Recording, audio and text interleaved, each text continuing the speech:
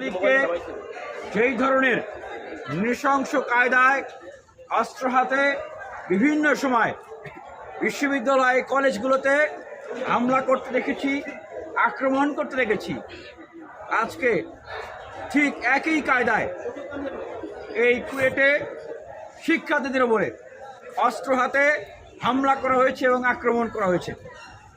আমরা দেখেছি যে সেইখানে রামদা, রড এবং দেশীয় অস্ত্র এবং বিভিন্ন ধরনের অস্ত্র দিয়ে শিক্ষার্থীদেরকে এমনভাবে আক্রমণ করা হয়েছে, তাদের শরীরের বিভিন্ন জায়গা ক্ষত বিক্ষত হয়েছে।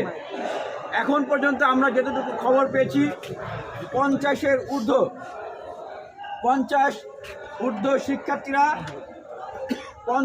ঊর্ধ্ব শিক্ষার্থীরা তারা কুয়েটে এই হামলার শিকার হয়েছে। আমরা এই হামলার তীব্র নিন্দা এবং প্রতিবাদ জানাই। আমরা ধিক্কার জানাই যারা এই 16 বছরে ছাত্রলীগের এই নৃশংসতা, এই বর্বরতা, এই দানবীয় এই পশুত্বকে দেখেও যাদের শিক্ষা হয় নাই। আপনারা দেখেছেন এই ক্যাম্পাসগুলোতে অসংখ্যবার আমরাও ছাত্রলীগের নৃশংস হামলার শিকার হয়েছি। আমি নিজে অসংখ্যবার ছাত্রলীগের হামলার শিকার হয়েছি। আমাদেরকে তারা হকি স্টিক, রড, রামদা, চাপাতি দিয়ে বিভিন্ন সময় আক্রমণ করেছে। কী কারণে আক্রমণ করেছে? আমরা তাদের কার্যক্রমের বিরোধিতা করেছি। আমরা শিক্ষার্থীদের স্বার্থে কথা বলেছি, আমরা দেশের স্বার্থে কথা বলেছি।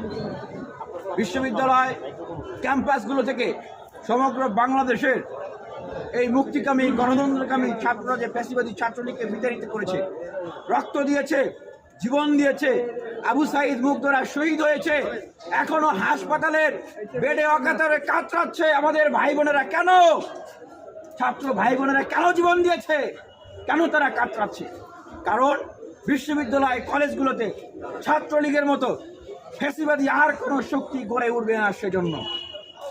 কিন্তু আমরা অবাক হয়ে লক্ষ্য করছি বিশ্ববিদ্যালয় কলেজগুলোতে আবারও অস্ত্রের ঝনঝনানি, বিশ্ববিদ্যালয় কলেজগুলোতে আবারও অস্ত্রের মহড়া শুরু করে দিয়েছে একটি ছাত্র সংগঠন।